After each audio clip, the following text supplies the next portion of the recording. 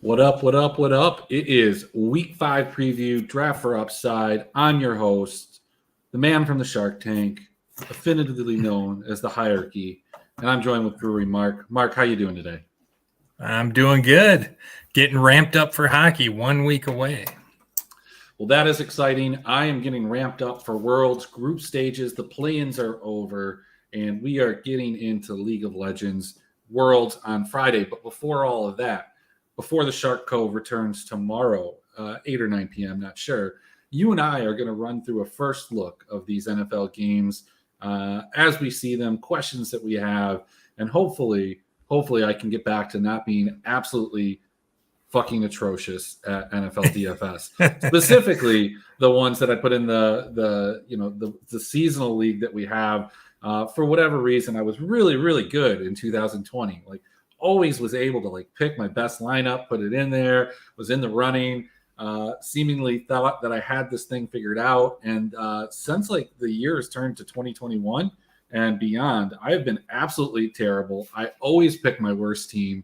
Not that any of my really good teams necessarily would have even been that good, but super disappointed. I had a lot of Josh Jacobs last week. I had a lot of Austin Eckler last week. I had a lot of Brandon Cooks and CeeDee Lamb. I just didn't have all of them together in one lineup. I had a lot of Lamar Jackson and Mark Andrews and Curtis Samuel and Deontay Johnson. And I think at one point this past Sunday, I had 4 touchdowns where the guy got one foot in, and they all got called back. So that was tilting. I was sober though, so I was able to completely just keep an even keel and just silently want to jump off my balcony. However, Mark, I did take down a tournament in League of Legends the same day. As such, I'm reinvigorated. The bankroll is back, and we're ready to go.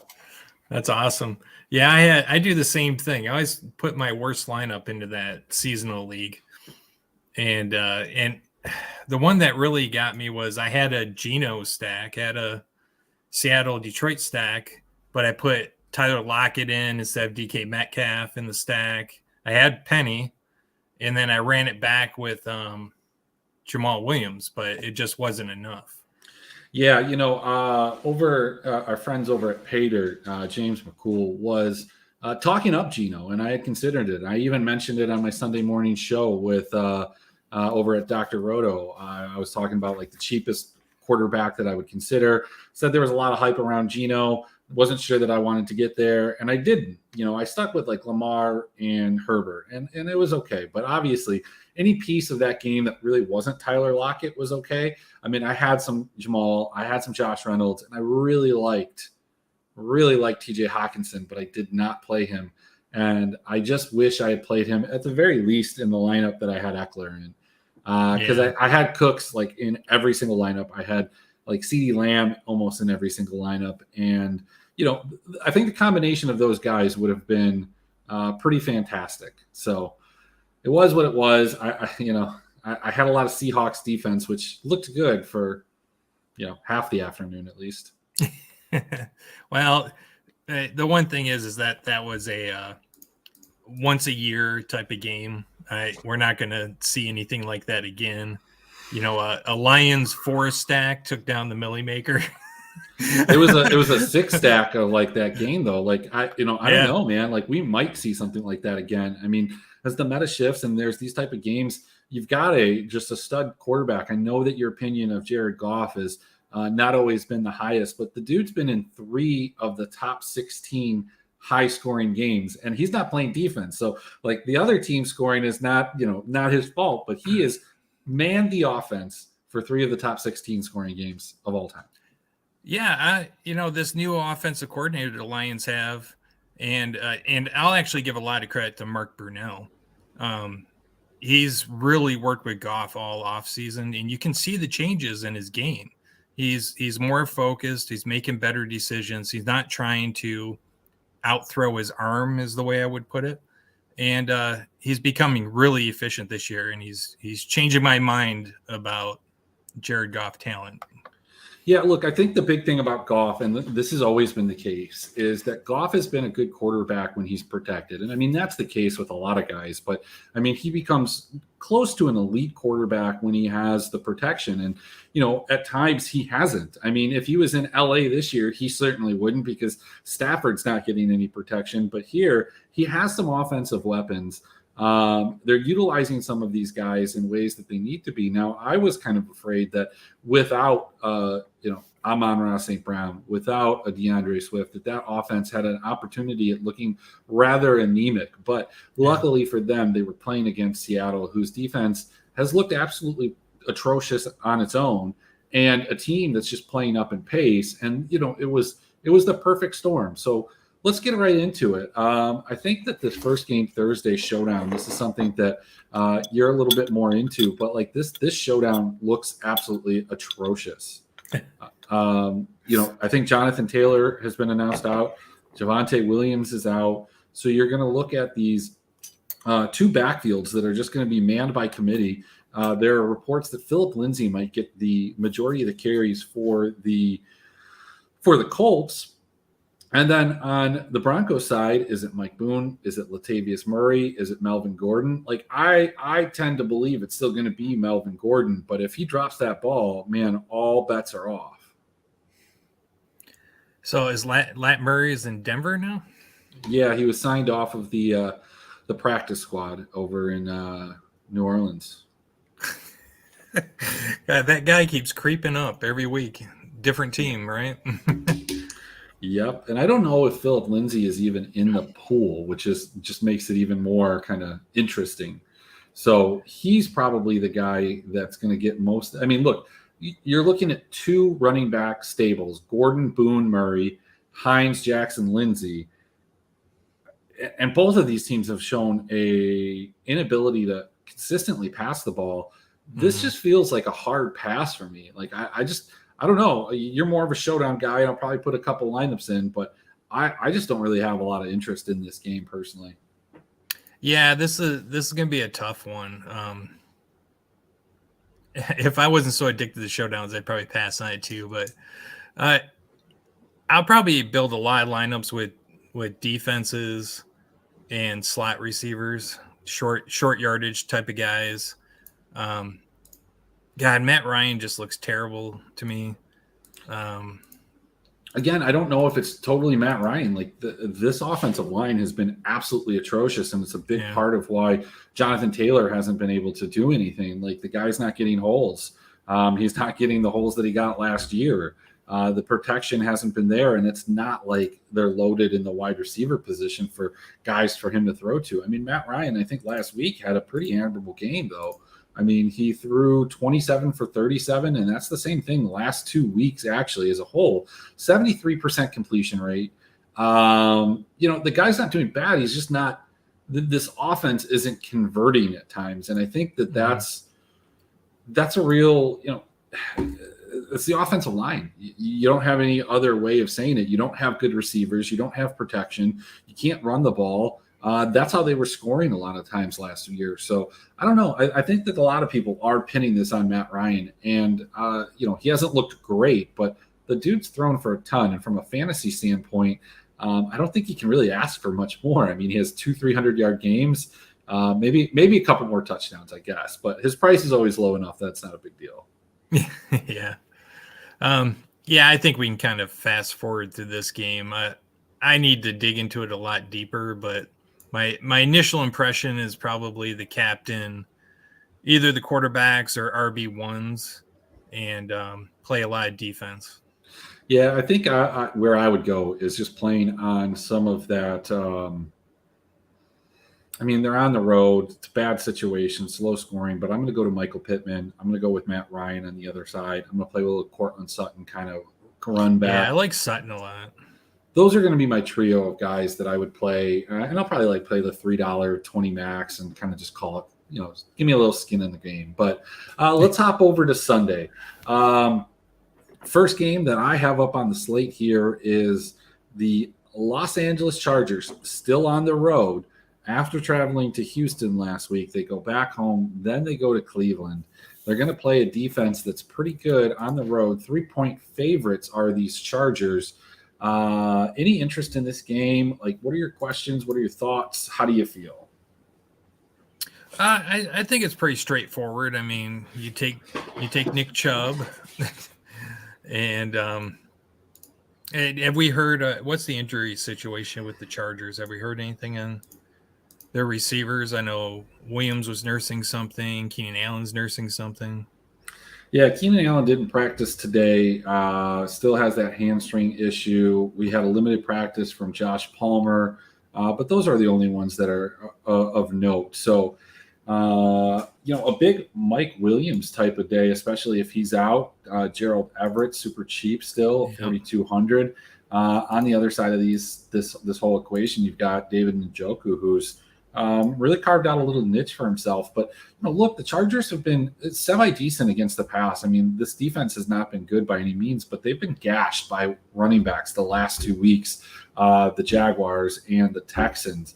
So, yeah, I think Nick Chubb is going to be pretty popular. I would be heftily surprised if that wasn't the case. But on this Charger side of things, does Mike Williams interest you? Is he a guy that you're targeting? Cleveland's defense has been good, but they've given up a fair amount of fantasy points in every one of their games. Yeah, I do. If Allen's out, I think Mike Williams is a must roster to a certain point. Eckler finally had a breakout game. He did. So hopefully Lombardi continues to use him the way he used him in the last game. And I can see this is a perfect setup for Eckler. I mean, Cleveland has a good defensive line, but he's more of a pass catching back and can get beyond that line and make some big plays.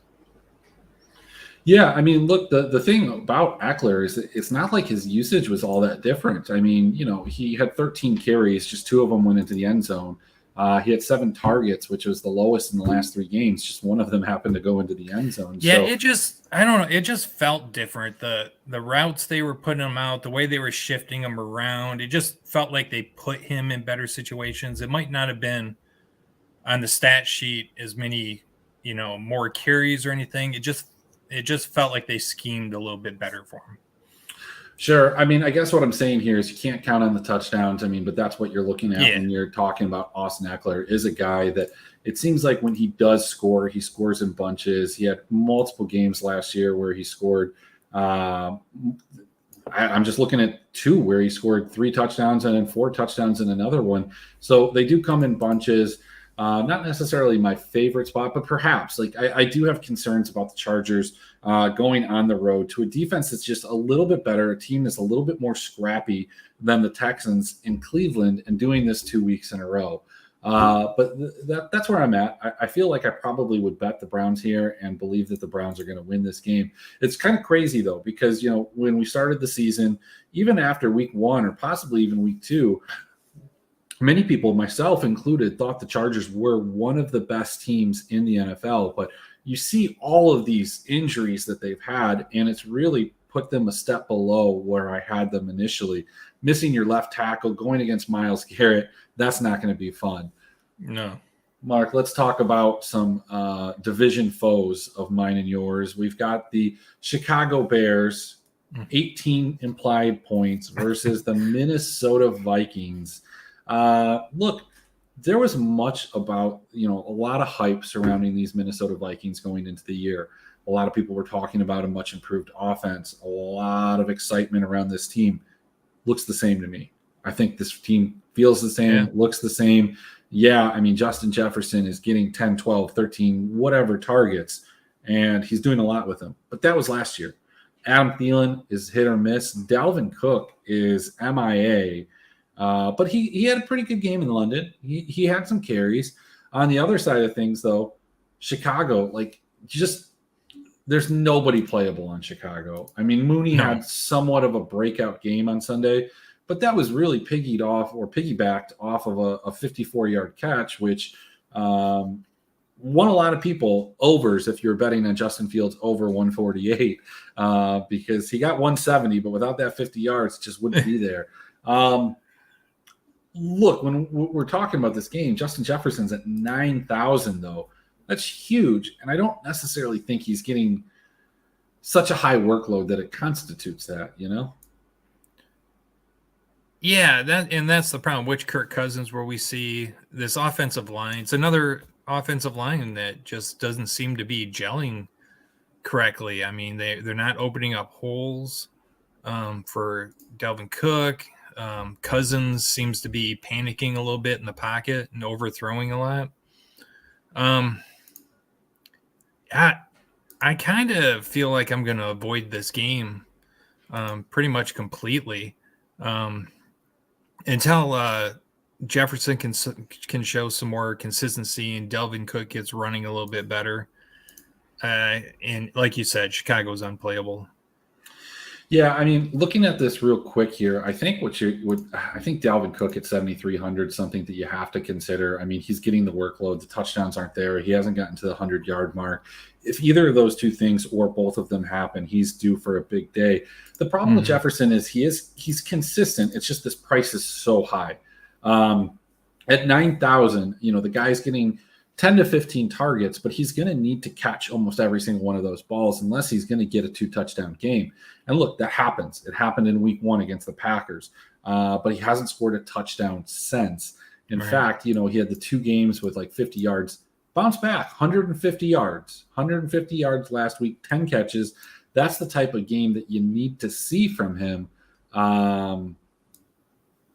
But last week he did find the end zone. It was just through the ground game. So yeah, I mean, bits and pieces, definitely not a stackable game. Chicago is just not going to keep up if this Minnesota offense is humming, and if it's not, then this is just going to be a bunch of unplayable pieces that are overpriced. Yep. All right, so we've got a close game, one that doesn't necessarily seem like it's going to have a ton of fantasy goodness. We've got Tennessee, 2.5-point favorites at a 22.5 implied line over the Washington Commanders. It looks like there's been some injuries. This Tennessee team is still pretty feisty, but injuries to both receiving cores here. Burks not playing more than likely. I don't think maybe that's 100%. Let me just check. I think he's out for a while. Traylon Burks. He's doubtful with the toe, did not practice, so it's not for sure. Dotson, the guy that just finds the end zone all the time, he is also questionable with a hamstring. Ron Rivera was quoted as saying he's probably going to miss a couple of weeks. So on top of that, Curtis Samuel missed with illness, probably will be back later in the week. Is this finally, the week for Terry McLaurin? The guy's been getting some targets. He's been there, had a 100-yard game 2 weeks ago, but still just not over that hump yet. Are you interested in some Terry McLaurin? Do you have his price up by any chance? Yeah, so his price is $6,200. So this is pretty low for Terry. It is, but that drops him into that range. He's at that. I could have some interest, yeah. 6,200 is a pretty good price for Terry. I do tend to stay around that high 5s, low 6 range in receivers. But yeah, I guess maybe. What is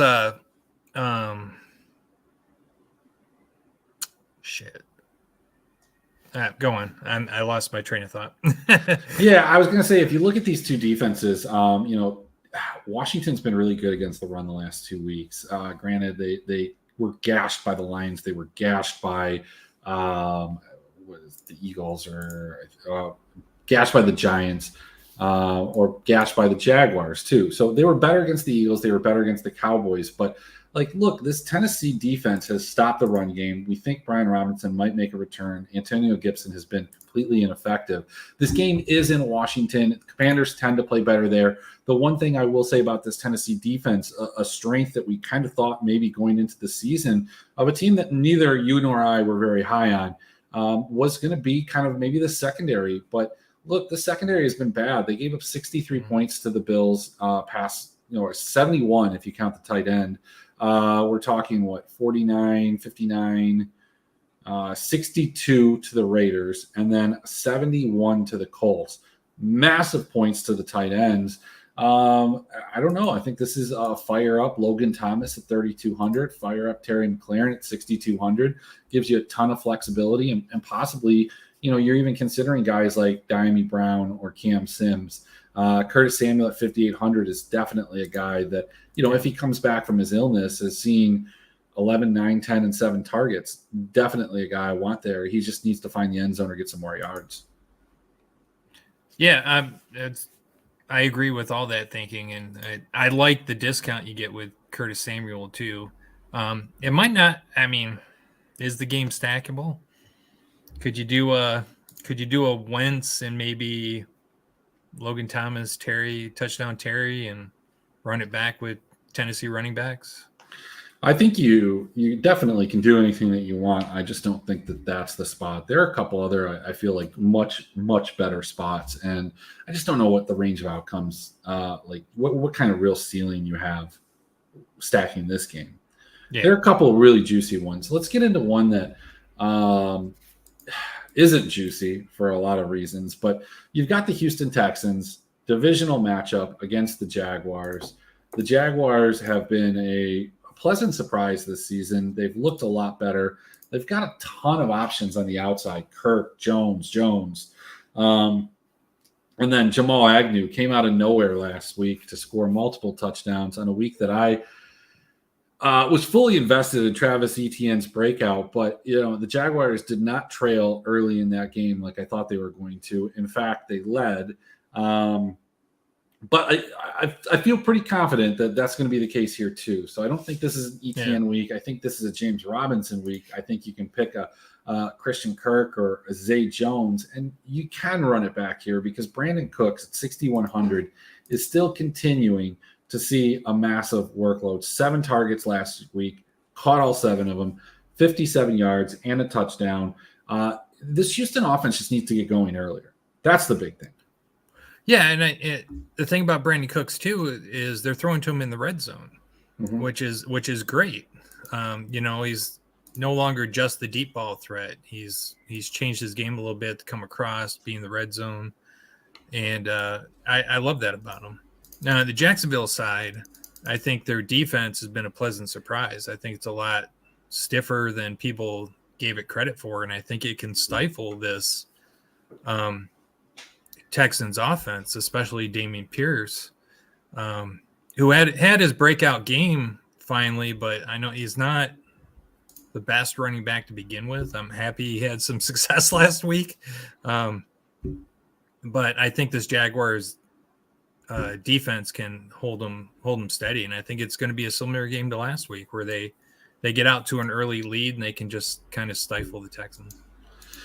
Yeah, they'll probably be able to hold off the Texans unlike they were with the Eagles. But yeah, I guess my concern with Pierce is that while he's handling the bulk of the workload here for Houston, his involvement in the passing game when they're far behind, is it going to continue? Like, look, if it's like last week and he got 6 targets, 6 catches, you don't necessarily need this guy to get the 100 yards or 20 carries. The 14 or 15 will be sufficient. And that's kind of what you need to see from him. I'm pretty in on Pierce at 6,200. So I guess I'm a little differing there from you. I do expect Jacksonville to take care of business at home here, but this game probably a little bit closer than what the books have it. Let's go to a game that I really, really do like, and I don't think it's going to get a ton of attention. And that's going to be Seattle and New Orleans. I think the biggest takeaway that we're going to see from this past Sunday is a lot of people gravitating towards that Lions game, and trying to figure it out because obviously they're playing New England, not necessarily an offensive powerhouse. But when we look at the Seahawks and we look at New Orleans, it checks a couple boxes for me. This should be a relatively sloppy game from Seattle, right? Like they're traveling from the West Coast to the East Coast, to the West Coast to the East Coast. That's got to weigh on a team to some extent. This team plays really fast. I mean, I think that they have the second most snaps with 15 or more seconds on the play clock. And look, that's great. Whether they convert or not, that's going to translate not only into more plays for them, but more plays for the other team. And that means, guys like Chris Olave, maybe like a Jarvis Landry or Mike Thomas, but man, I am all over Chris Olave in this game at 5,700. Is Jameis playing? I don't think it matters to me. I think he's questionable, but I don't think that changes anything for me in terms of who the quarterback is with Olave. Jameis did not practice, back injury, so we'll see. Okay, so probably the Red Rocket again, which he seemed fine throwing deep down to Olave. So yeah, you've got Olave. I think Kamara probably comes back. You've got Jarvis Landry. Both of those guys limited practice this week. They're questionable to play, but I like both of those guys. I like a stack for New Orleans, and I think you can run it back with any one of the guys from this Seattle team, whether it's Tyler Lockett or DK Metcalf. I pick one of those. I don't think I'm getting too cute with like a Noah Fant or a Will Dissly. They've somebody offered me Kirk Cousins and Noah Fant today for God, I don't even remember who it was, but it's like, why would you send me two guys that I wouldn't even start, and think that you're going to pull a guy off of my team that's starting? It's just disrespectful. Don't send shit like that to people, guys. You're sending me Noah Fant. Come on, man. For the season, maybe, but not now. I like this game. I like trying to figure out the pieces that are in it. It doesn't necessarily scream high score, but it has a 45 total. It is in a dome in New Orleans. Seattle's defense is terrible. I like it. I like it a lot. This week, 45 is at one of the higher games. We only have one game over 50, and it's not on the main slate. It's Monday night. There you go. Maybe it'll get a little bit more attention. Let's go to another one that's typically a high-scoring affair, and it's got one of the more surprising teams, at least in my opinion. It's got this Atlanta Falcon team traveling to Tampa Bay. This is going to be, a divisional matchup. But we've got a lot of questions at the running back situation here. Got a lot of cheap guys that we can play on Atlanta. Tyler Algier, 4,700. We've got Caleb Huntley, who seemed to get some of that goal line work. Carried the ball 10 times last week, and he's only at 4,300. Do you have some interest in these ultra cheap running backs of Atlanta going against what has been one of the best rush defenses over the last couple of years? Yeah, I like Algier a lot. At his price, he's almost a lock in most of my lineups. He doesn't have to gain that much to make his price back.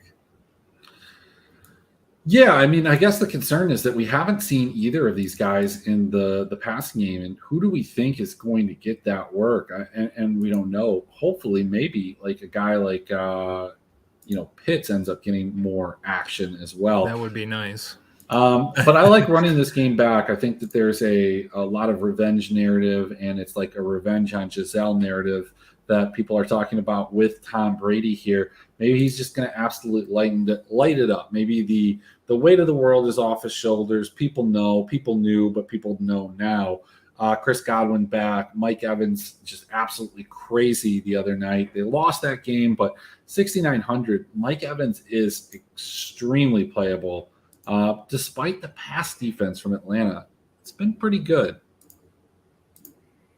Yeah, I love Tom Brady in this situation. He's always played Atlanta great. I can totally see this to be a Tom Brady blow-up game. I would lean towards playing Evans. He's by far his favorite target. That would be my stack. Godwin looked okay in his first game back, but obviously rusty, a little slow. And just go from there.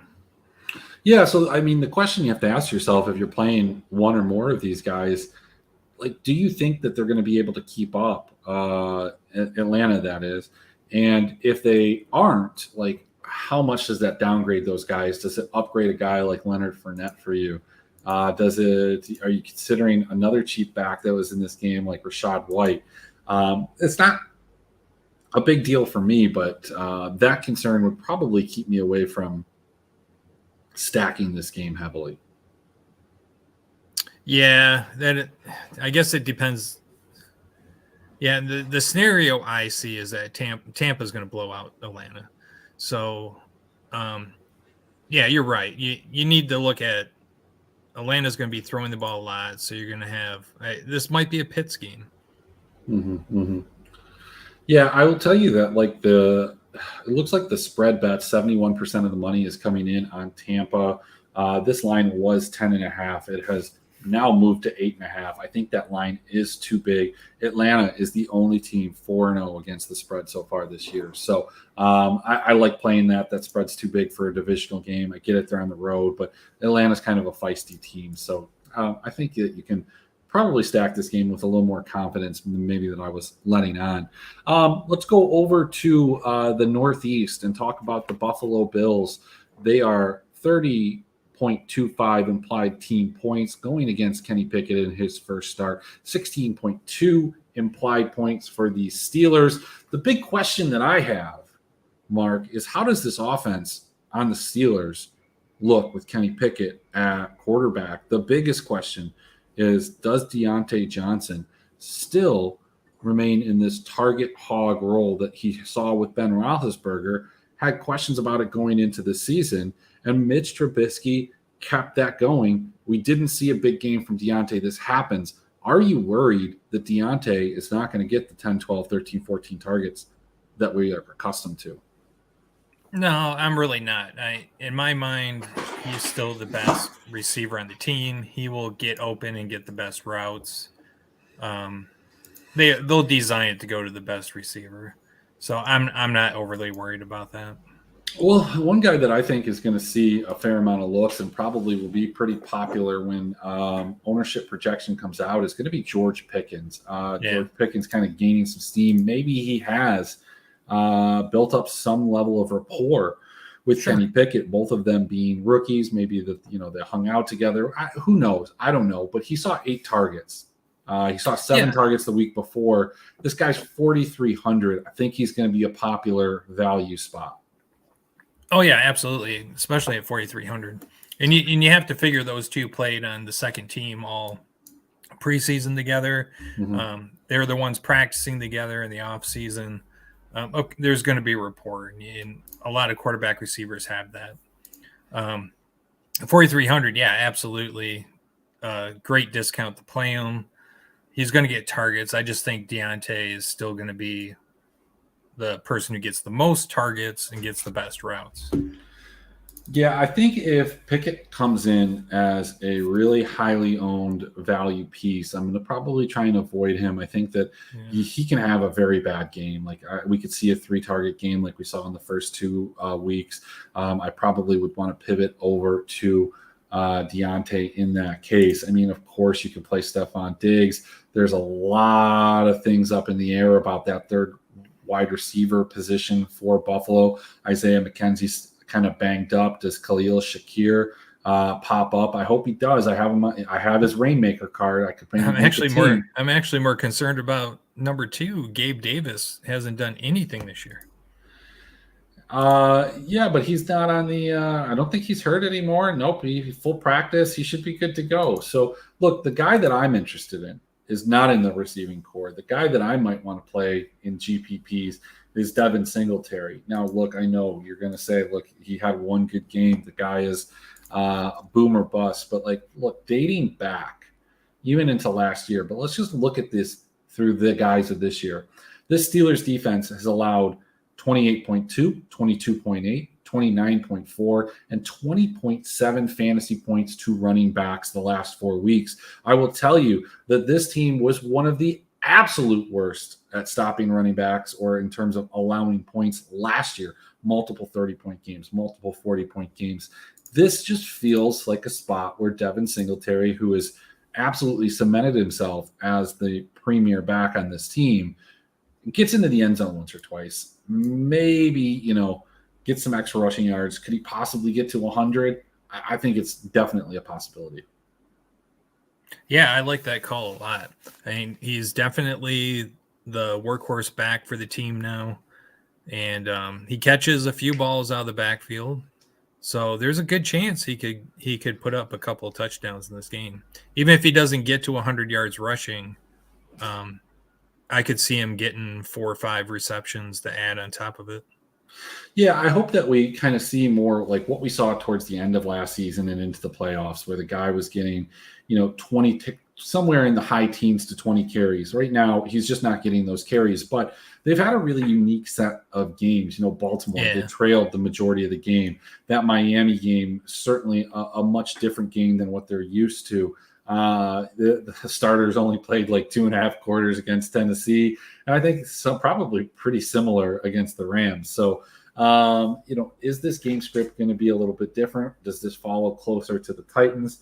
It is at home, but I will tell you, teams that have not covered the spread in more than 10-point favorites or 10-point dogs tend to cover that spread at like a 60% rate. So this Pittsburgh Steelers team should maybe keep it close. I don't think so. I think Buffalo rolls.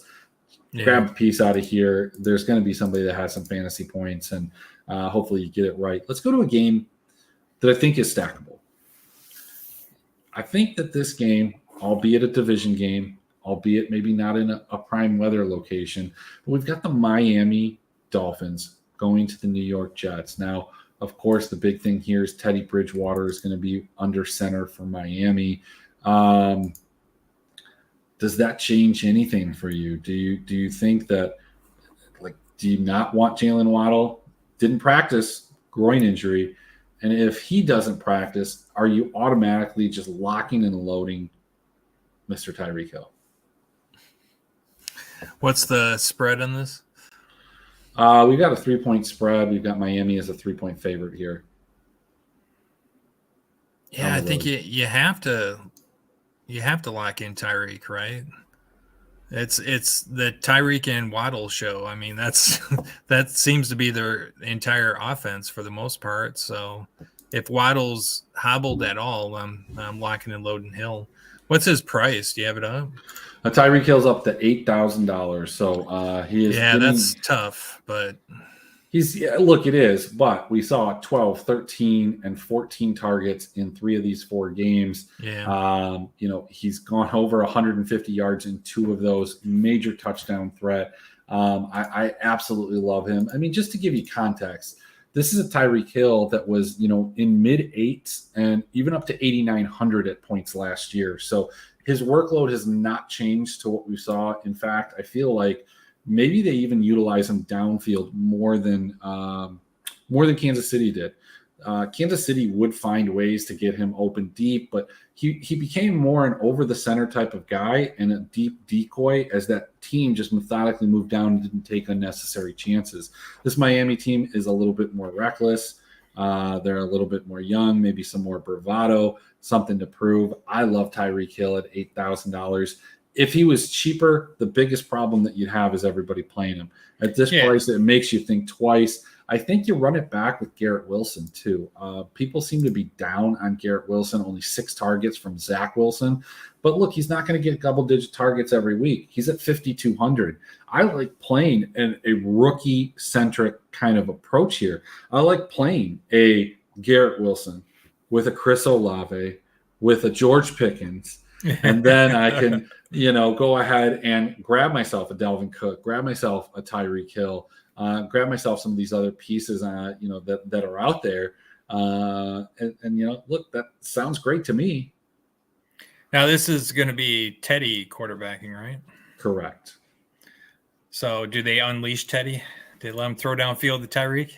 I think so. I think Teddy's a better passer than when we give him credit for. So McDaniel's offense probably opens some things up. And, I think it's okay. I think it's all right. I'm excited for this game.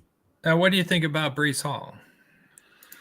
I think you can play Brees Hall at 5,400. I think you play Michael Carter week-to-week basis. You can play one, but you can't play both. Brees Hall did pop up on the injury report. He's questionable. He had a limited practice because of his knee. So we do have to monitor that. But if he's not playing, I think Carter's a kind of a lockstep kind of got to go with this guy. But, yeah, I mean, look, Brees Hall, 17 carries last week. Crushed the Steelers like we said everybody does. Whereas Michael Carter has been kind of phased out a little bit, 31 and 38 snaps the last 2 weeks, whereas Brees Hall was at 46 and 40. So pretty even, but I feel like it's shading towards Brees Hall. Maybe the injury changes something. Yeah, that's how I feel too. It just seems like they're focusing on him a little bit more, and he's at the right price. So I really like his price. So if he comes off that injury report, I think I'm going to be loading him up. All right. Well, let's hop into the game that you and I have been waiting to talk about, the last game on the 1 p.m. slate. We've got the Detroit Lions with the best offense, highest scoring, at least in the league, going against a New England team that I guess in a lot of ways, I feel like this is a good spot for Detroit. Like, right? Like we're going into New England. But like New England's strength is on the ground. And I think that's going to be a problem. They're not going to be able to stop Stevenson. They're not going to be able to stop Harris, who, again, just becomes this guy that scores touchdowns every week. But I don't think New England's going to be able to run away with this game kind of in the way that Seattle did. You know, the Lions caught up a couple times. They were within striking distance, but they were really always 2 possessions out of that game, right? For the most part. Is New England going to be able to do that? Can New England stop them? Does Detroit want to come out here and just, have the defensive performance of their life going against, for some of these guys, their former coach and the co-offensive coordinator for the New England Patriots? Yeah. So first off, as bad as Detroit's defense is, I really don't see the New England receivers being the same caliber as like the Seattle receivers.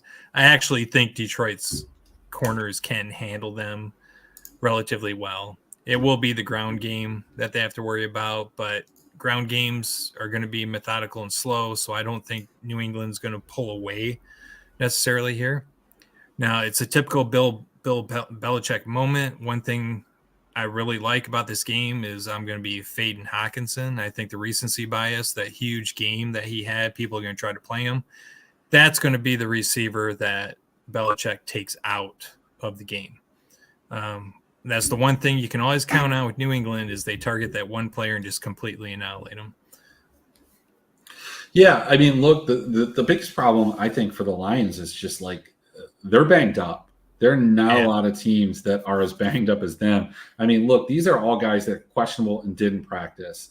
Linebacker Chris Ford, Evan Brown, center, Quintez Cephas, wide receiver DJ Chark, we know who he is, Taylor Decker, TJ Hawkinson, Jonah Jackson, offensive guard, Matt Nelson, offensive tackle, Frank Ragnow, the center, Josh Reynolds, wide receiver, Amon-Ra St. Brown, and DeAndre Swift, all questionable, did not practice. A couple of those offensive guys got some limited work in, but like this offense is banged up, seemingly because they've played 6 or 7 games when you look at the amount of plays that they've run. Yeah. And I'm not worried about the offensive line guys. The Lions tend to rest them a lot more than other players just to give them kind of maintenance days off, especially like a Ragnow. But without St. Brown, without DeAndre Swift, they're still going to be hurting. I expect Hawkinson to play, but like I said, I expect him to be taken out. So we're looking at more of a Josh Reynolds type of day. Yeah, and I think that there are parts. This game's going to be probably more popular than it should be, but you look at what the Lions have been able to not do in terms of stopping teams so far this year. I think you do have to take some shots on different guys here. But sure. Like New England's defense was not good against a receiving core in Green Bay that is not good. So,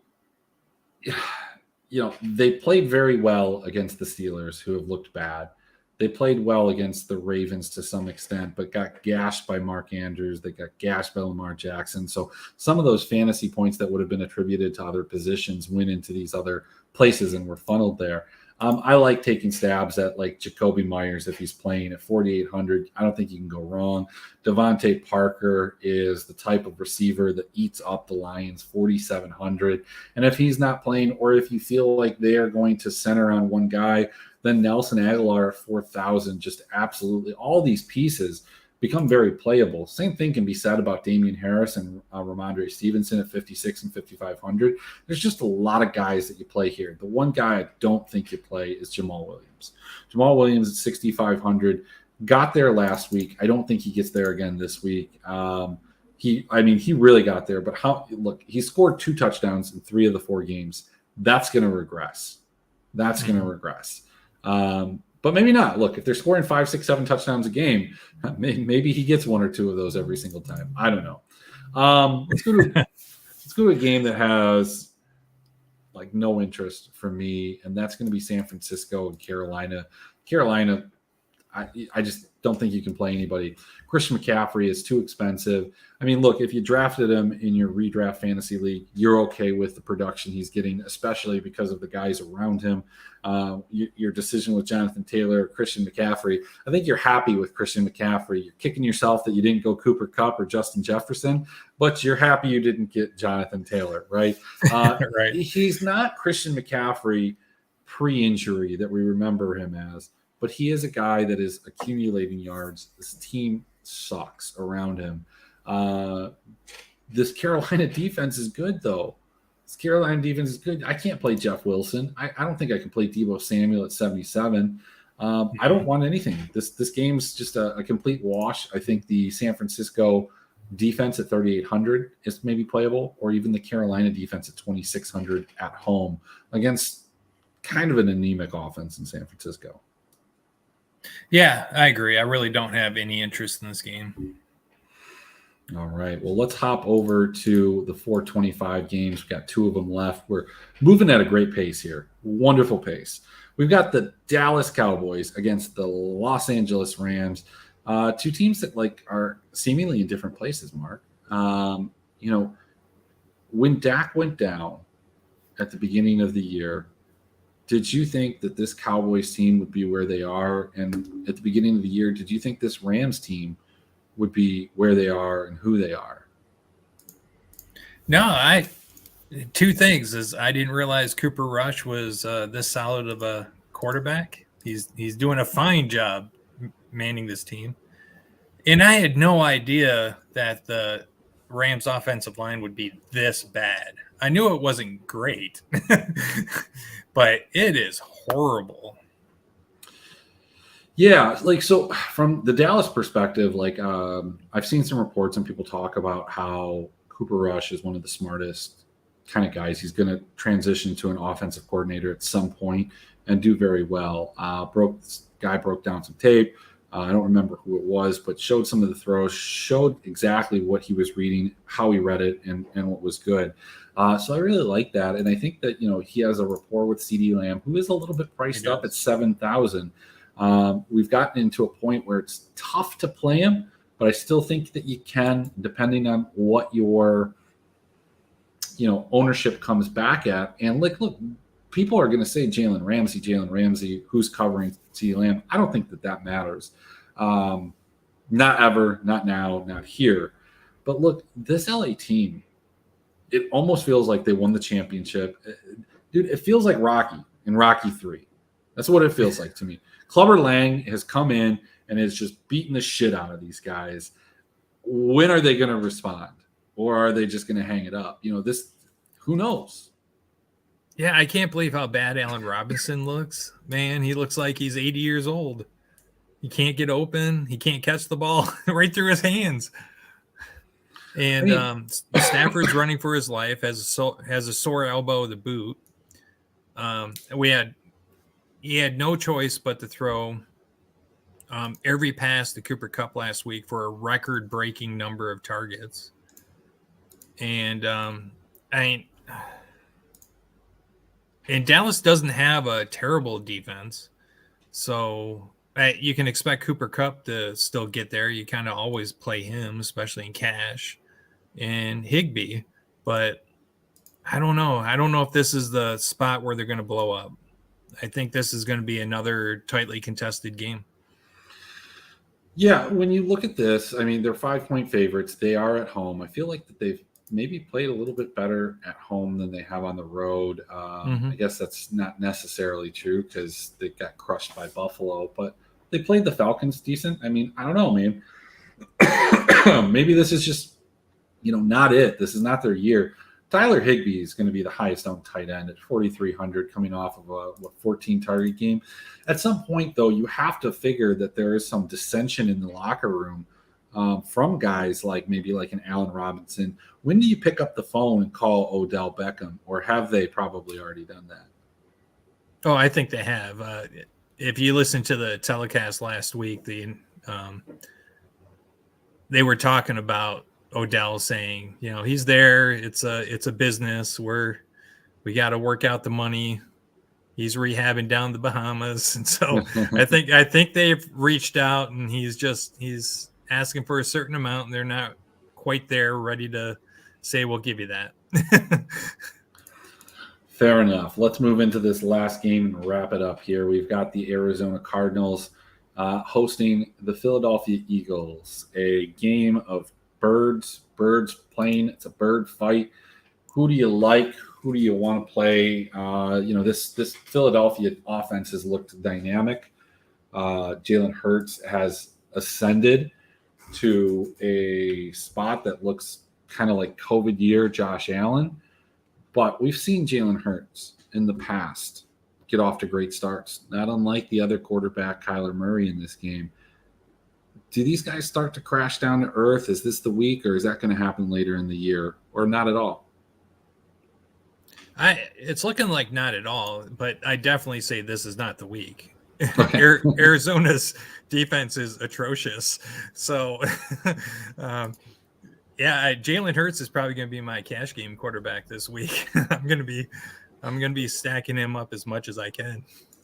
Fair enough. Are you looking to go to A.J. Brown, Devontae Smith, Dallas Goedert? I mean, look, if you're playing cash, like you can play Jalen Hurts. You don't have to stack them, obviously. You're not playing Goddard because you're going to play Higbee. Higbee's like a lock in cash, I would imagine. And Goddard hasn't been really that impressive to me this year either. I lean if you can afford it, A.J. Brown is the obvious target, but Deontay Smith, the problem with him is it's a boom or bust with him, right? So, sure. Yeah, this might be a game he booms, so I will definitely have a couple of stacks with him. What about guys like Rondell Moore? Didn't really do a whole lot in his return, or a guy like Marquise Brown, who we were a little bit worried on the Sunday morning show over at Dr. Roto. We were concerned a little bit about what his role was going to look like with some of these other wide receivers coming back, but still no AJ Green. More than likely. Still no DeAndre Hopkins. So Marquise Brown at 7,200 has seen, 39 targets over the last 3 weeks, 11, 17, and 11. Yeah. Is this a spot that you're looking to run it back? Or probably not in cash. He's pretty expensive, but GPP, I think you have to consider it, right? Yeah, I actually don't do a lot of run backs in cash. Okay. So, but definitely GPP, I would absolutely run it back with Hollywood. He's become the favorite target, so I don't see it slowing down. They don't really have anybody else. I mean, Ertz is doing okay, but he just seems a step slower. He's been dropping the ball a little bit more than I've seen him in previous seasons. So it seems like they're really relying on Hollywood for the receiving on this team. Yeah, he didn't practice today because of a foot injury, so you do have to monitor that. Ertz has been getting close to double-digit targets every single week. I'm just trying to pull up what he got this past week. What's his receptions though? Because it's I don't have last week's, but the previous 2 weeks he had 10 targets, 6 catches for 45, 11 targets, 8 catches for 75. And And I know he scored a touchdown on his targets, 2 in the red zone. And here's the big thing in those weeks, so what are we talking? 27 targets, 8 of them were in the red zone, and he had 2 out of 4 in the red zone in week 1. So definitely a red zone threat, 4,800. Similar price point, pivot off of Higbee. I don't think it's a problem. Yeah. And it's like you said, it's red zone target, so he's a little bit touchdown dependent, but in a GPP, that's fine. Yeah, I would say this. Higbee is probably going to be the chalk tight end, but tight end is absolutely loaded this week and at a price point where you kind of have your pick. I'm going to run through this. So you've got your premium ones, George Kittle at 52 and TJ Hawkinson at 49. You've got Zach Ertz at 48, Goddard at 47. And then you get into the nitty gritty here. You've got Kyle Pitts at 44, Higbee at 43, Gerald Everett, maybe with no Keenan Allen at 42, David Njoku at 38, maybe a Pat Freiermuth at 41, Dawson Knox, 36, Tyler Conklin, 37. And then you start to get into some of the questionable guys. But like that whole 30, I'd say 37 to 44 range of like 6 or 7 guys all have good roles. All are high volume guys. You can even get down to, given some of the injuries, somebody like Logan Thomas at 3,200, or getting really dirty with some of these other options that we have. But I think you have a lot of picks there. Mark, favorite defense? Favorite defense or tight end? Favorite defense. Let's jump to defenses and close it out. Who's the bottom 3? We've got Arizona at 2,100 going against the Eagles. We've got Atlanta against Tampa Bay. We've got Chicago against Minnesota, Pittsburgh against Buffalo, Houston against Jacksonville, Dallas against LA. I think that's where it starts to get interesting, right? Dallas at 2,500. That's a spot. Carolina at 2,600. I think far less people will look there, but they are a home team in that scenario. Maybe even out of what you've said, Carolina is my favorite there. Otherwise, I'm probably just punting it. Well, I'm going to give you a couple other ones as we get up, because there are a couple more that I think are kind of interesting. So above Carolina, you get to the New York Jets, 2,600. Again, at home against Teddy Bridgewater. You've got Cleveland, a pressure-filled defense. Myles Garrett at home against the Chargers, 2 straight weeks on the East Coast. That might be interesting at 2,700. And then finally, the Washington Commanders, who haven't been wonderful, but they're playing Tennessee, and Tennessee has been depleted. Washington's been good at least against the run, so there's that. Yeah, not interested in Washington, but I like the Cleveland play. I could get behind that. Got it. All right. Well, do you have anything to round it out with? We've made it perfectly to the hour. I'm going to let you close this out. If you want to say something about the tight ends, quarterbacks, wide receivers, if you want to say something about the running backs, go ahead. But close us out. And I'll see everybody on the iLogic Network on Esports with Emmerich. Tomorrow, we're going to be doing the Shark Cove Worlds Group Edition, Episode 1. Going to have a couple. It's 20K to first, so it's going to be pretty exciting. Friday night, the games. So tomorrow, the show. But go ahead, close it out, Mark. All right. My favorite tight end is going to be Njoku. I'm going to load him up all over the place. I love that slot. And little news for me, I will be doing a new podcast Monday nights for Dr. Roto. It's called Secondary Assist. I will be talking about NHL DFS, which is kind of my obsession right now. And I hope everybody will tune in. All right. Well, sounds good. It's been a pleasure, Mark, as always. Yeah. All right. The broadcast. I don't know. I don't have a closing one for this. So. All right. See you Later.